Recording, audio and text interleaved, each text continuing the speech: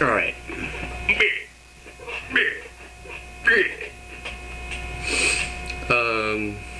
Yeah.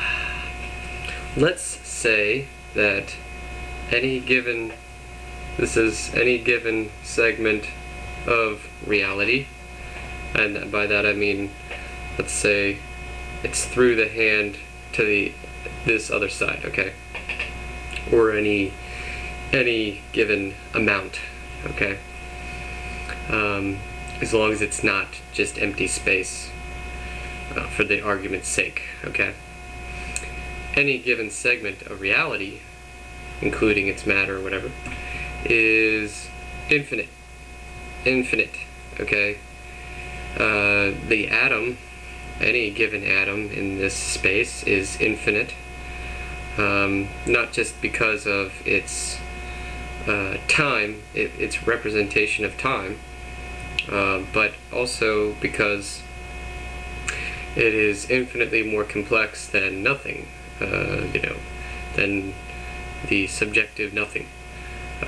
So also because of its what it represents as time is it's going to be changing constantly, and also the fact that it's unique in all of the universe. There's no atom that is this atom somewhere else, okay?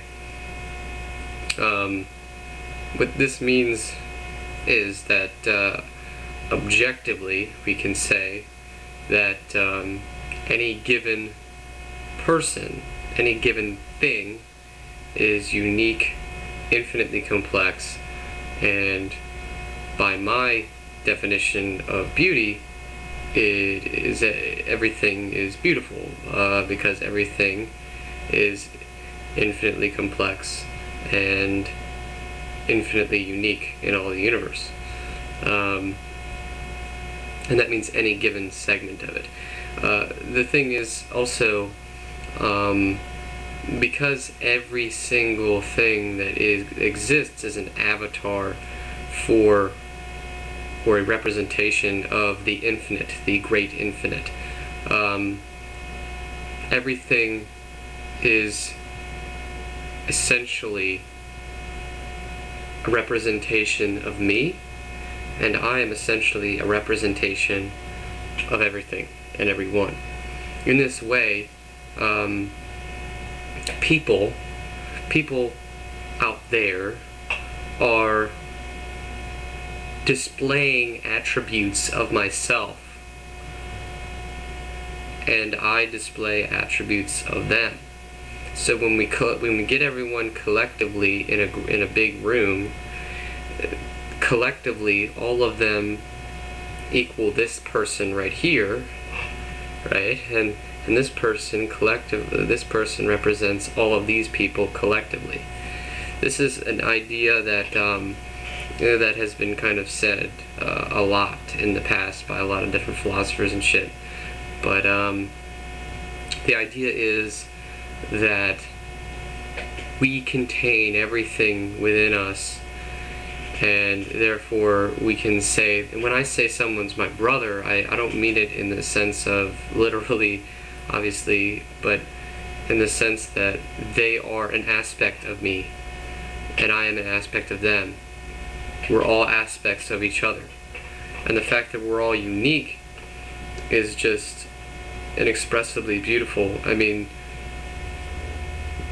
that means that no matter whether or not you are ugly, you are beautiful, and no matter whether or not you are beautiful, you are, and I mean beautiful in the sense that in the human nature sense, you are beautiful in a much greater, much deeper sense. And the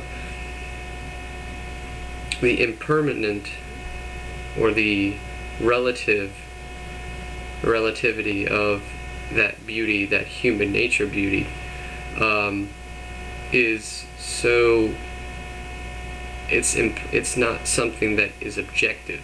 The reality that you're beautiful in the sense of spiritually is an objective reality, and that's something that should be focused on. Although at the same time, because we're all relative to each other, and because these subjective notions of beauty and ugliness are to us as real as any other taste that we have for food or for style or whatever, those things also are just as valid. But to a spiritual person, they're less affecting. Although, I mean, it's kind of like the ego, you can't get rid of that shit. So anyway, I guess that was really what I wanted to say. I mean, any given segment of this reality is a representation of the whole of reality. And it works just the same as in any other case. And here is the reason for that. Right here is kind of the physical display of that, or the mathematical, geometrical display of that. That's what I have on my chest. Hopefully that showed up. I had to turn off the screen to be able to show you that. So if it doesn't show up and I just made a mistake, you know, whatever. Anyhow, I'm signing off. Goodbye and boo!